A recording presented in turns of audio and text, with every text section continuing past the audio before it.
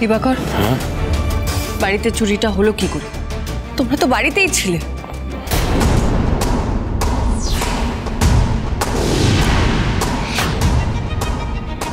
ছিলাম, কিন্তু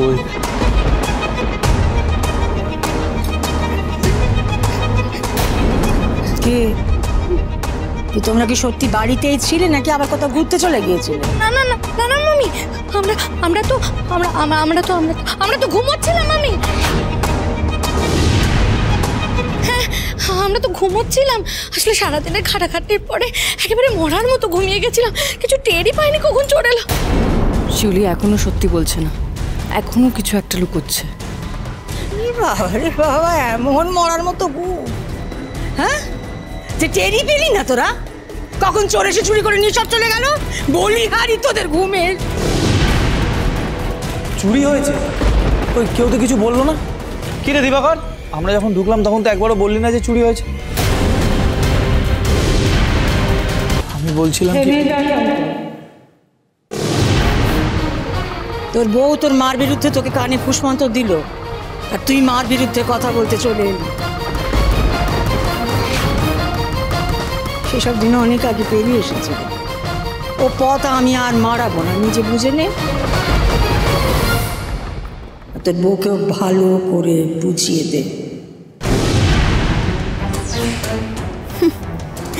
আহা মেজো বউ, তোমার স্মার্ট মেগিরি ফলানো চিরকালের মতো ঘুচে গেছে। আর তুমি আমার কথাটা একবার শোনোই না। শিউলিকে ওর বাপের বাড়ি পাঠিও না। কোন যুক্তিতে পাঠাবে বলো তুমি শিউলিকে ওর বাপের বাড়ি? কি বলবে ওর বাপের বাড়ি? আর তুমি তো শিউলির বাপের বাড়ির লোকেদের চেনোই মা। 4টে বাজে কথা বলবে আমাদের, 4টে বাজে কথা রটাবে আমাদের নাম। তারপর যদি বাড়িতে চলে আসে হুজ্জুতি করতে, তখন কি করবে বল? আর মা, বাড়ির কথা 5 কান করো না।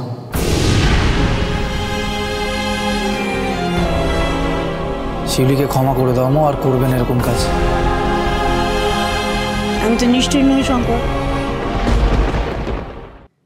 কারোর সঙ্গে আজ অব্দি মহেশ্বরী কোনো অন্যায় করেছে এই কথাটা কেউ বলতে পারবে?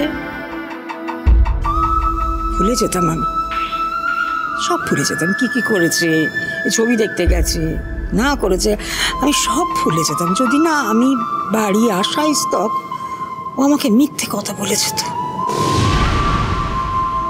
তুই তো জানিস শঙ্কর, আমি সব সহ্য করতে পারি, কিন্তু মিথ্যে না। যে ঘরে মিথ্যে চাষ, সে ঘরে অলক্ষ্মী বাস।